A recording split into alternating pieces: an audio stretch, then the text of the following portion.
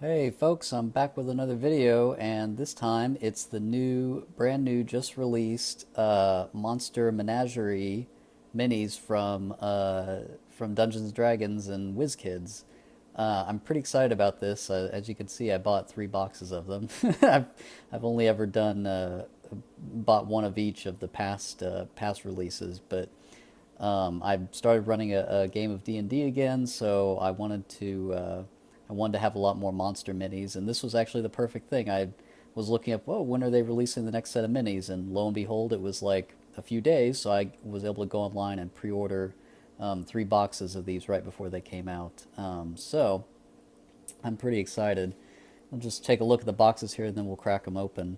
Let's see. So it's the usual, they've got 4 different minis. There's usually a larger one. And there's some pretty cool monsters in this. It looks like we got was it the Remoraz? That's how I usually pronounce it, or that's how I pronounce it. Got the Lich, all 40. So there's 45 of them. There's the Mimic. That's pretty cool. It'd be pretty great to get a Mimic. Let's see. Yep, Icons of the Realms. I think this is their the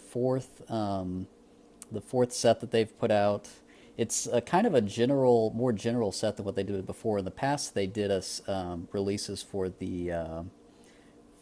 each of the campaign settings that they've been putting out, but this is just a general kind of monster release. Except, funnily enough, so the most recent campaign, which I've actually got, I'm about to start running with my group, is Curse of Strahd, the Ravenloft campaign that they're redoing, and this actually does have some characters from that. It's got Esmeralda. It's supposed to have Strahd, so that would actually be really great if I got like Strahd or something, because that would obviously go really well with what I'm about to run. So anyway, this is again minis that are put out or made by WizKids and NECA. So I haven't been super impressed in the past with the D&D ones. I kind of prefer the Pathfinder ones, but hopefully these turn out better. So let me crack this open, and I'll be right back. Alrighty, so let's see what we got here.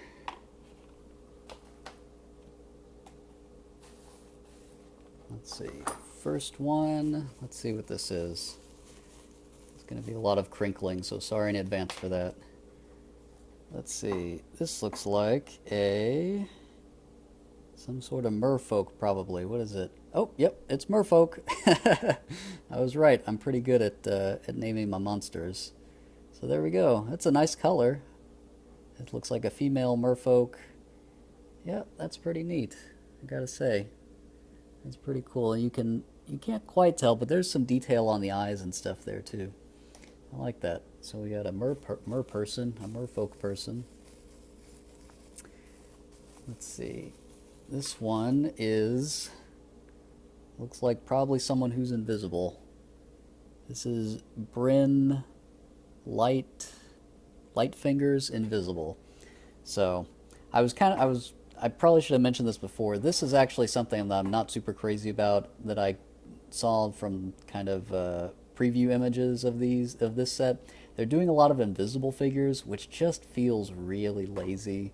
It's like, I'm paying all this money for a set of 4 of these, and like, you can't paint all of them. I mean, it's kind of neat if, like, obviously this person, I think they're in Curse of Strahd. I'm not 100% sure, but I haven't read through the entire adventure yet. But if they aren't, like, have invisibility, that's kind of neat.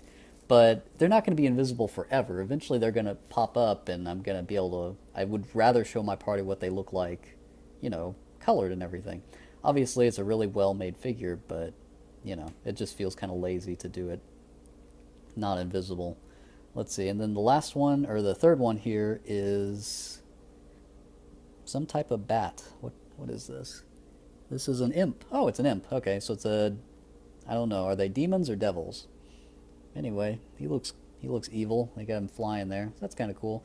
Actually, the face kind of looks like a flying monkey from from Wizard of Oz. So that's kind of funny.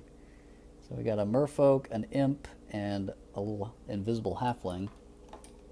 And then, so this is going to come in really handy. This, excuse all the crinkling again. this is and it's a little hard to tell exactly, but it is a swarm of bats. So that's pretty great. That will be very, very, yep, and there we go, swarm of bats. That'll actually be super, super handy with my adventure, because it's all about evil vampires, and doesn't want to, a little, there we go, a little stand didn't want to go.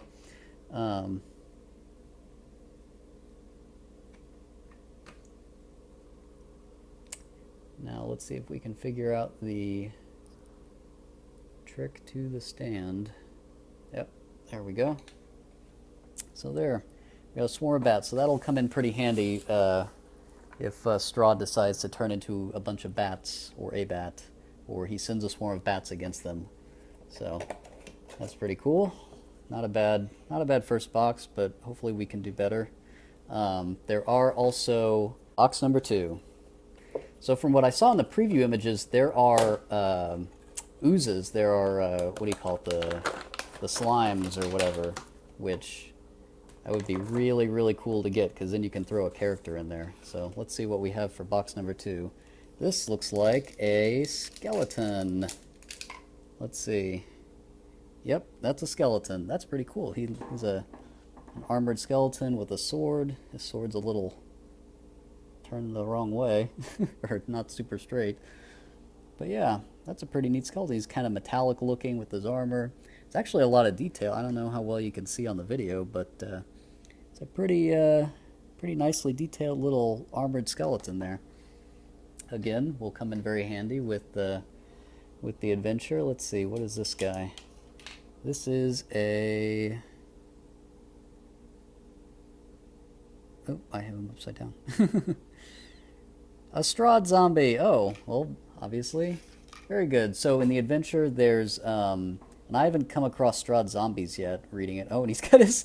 Look at that, his little hand fell off, or his arm fell off, but his hand's waving to you. So maybe he's a friendly Strahd zombie. But yeah, in the adventure, there's Strahd zombies and Strahd vampires. So that's pretty cool. That'll be very handy. He looks like he's decomposed quite a bit. So we got, I'll try and keep the focus on him. So that'll, again, will be very handy. I'm glad this is Strahd centric. This is going to be good for my... Oh, and this is a good one. Here we go. We got a werewolf. That's great. Yeah, the adventure, there's also a lot of werewolves, obviously. It's all very gothic horror, so that's cool. I'm sure my party will be facing quite a few werewolves over the course of the adventure. So he's a pretty big one too. He's pretty tough looking. He's like, "Come at me, bro. Come at me, wolf bro." So yeah, that's pretty great. All right, oh, good box. Oh, and the big one for this box is a centaur, however you like to pronounce it. Centaur. So that's pretty cool. He's pretty chunky. Looks like he's got his lance or spear or whatever there. Yeah, so half man, half horse. So I like it. That's pretty cool. I don't know if there's any centaurs in the adventure, but that's pretty cool. I don't think I've ever used a centaur in a D&D game before. All right, box number 3. Maybe we'll get a beholder in this one. The beholders are pretty great. It would be nice to have one. And let's see. So, first little guy. Let's see what he is. This, oh, I got a dwarf. What, Lareth Golgren. Wait, Larethar? I prefer Lareth, but I don't know if he's in Strahd. He might be in maybe an earlier adventure. He's got a sword and a little knife there. Yeah, a cool dwarf. Anyway, I mean, if any of my players have a dwarf character, he'll work out pretty well as a PC. So that's good. It's a pretty nice, nice looking dwarf. Let's see what else we got here. If I can get it open. And that looks like a mummy. cool. Again, I think there is at least one mummy in the adventure, hopefully. So you got a mummy. It looks like it might be a female mummy. I don't know. Pretty cool looking. We got some all those bandages and all that sort of thing, like a sash going on there, and maybe some jewelry. That's cool. We got a mummy to go with our werewolf and skeleton and zombie. And number 3. This looks like a ghost, which actually looks kind of neat when the light hits it like that. I've got the window open right there and got the light coming through. Yep, that's a ghost. So I have a ghost or a ghast or something from an earlier set. So this one, I think that one's white. This one's a slight. I think you can tell it's got a slight blue tint to the mini. So I think it's probably important to point out, like, this is a ghost. It should be see-through. It should be relatively clear. It's cool that they kind of tinted it. And the other one that I have actually kind of has outlines on the eyes and the mouth to show, like, I think it's like red or something to show it's angry. But like that should look like that. That's really cool. That's a neat looking ghost. I really like the blue tint. This is just boring. Like, just having a plain translucent mini it's just boring. It just seems kind of lazy. So again, this makes sense. This doesn't. But anyway, we'll stop complaining. And the last one is a boulette. That's pretty awesome. So these are kind of some big bads from the Monster Manual, and that's pretty cool. I saw this one in the previews also. So this is like one of those things. It's like kind of a land shark almost. It burrows through the earth and can just kind of pop up anywhere in like a field or a mountain or something. So that's pretty cool. It's got the sharp head and jaws and like it's attacking. So this is actually, it's got quite a bit of detail, I gotta say. There's like all kinds of shells and dirt around its feet, and it's like it's just come out of the ground. So, well, very cool. I really like the set a lot. I gotta say, I like this a lot more than the earlier sets. These feel like higher quality minis. Let's see if I can bring them forward a little bit without knocking them over. But yeah, they definitely feel like they're of a slightly higher quality. Maybe Wizards saw the Pathfinder ones and was like, "Hey, WizKids, you should stop making ours look like crap." So, and a lot of these will be really good for my adventure too. We got the swarm of bats, we got the mummy, the zombie, the werewolf, the ghost, and then some just really cool general purpose minis: the boulette, the dwarf, the centaur, the ghost again. I'm not sure when I'll use a merfolk, but it's a pretty cool merfolk. It's a very pretty color. It looks better in real life than on the video, I can promise you. I really like that zombie too. I like how he's waving at you. So he's saying, "What's up?" He's a friendly zombie. Maybe the players will run into a friendly zombie here or there in Barovia. So anyway, we're getting on to 15 minutes here. So this has been another blind unboxing of the D&D Icons of the Realms Monster Menagerie minis, the 4th set from WizKids. And this seems like a pretty good set. I got these from a website called Miniature Market, and I would highly recommend them. I was able to get them for I pre-ordered them for $11 a box, which is a huge discount from virtually anywhere else that you can find them. I think they're usually like 15 or 16 bucks, which, getting them for 11 bucks a pop on the boxes is way nicer. So I highly recommend Miniature Market. They had fast shipping. It was cheap. It was nothing came dented or knocked around or beat up at all, as you can see.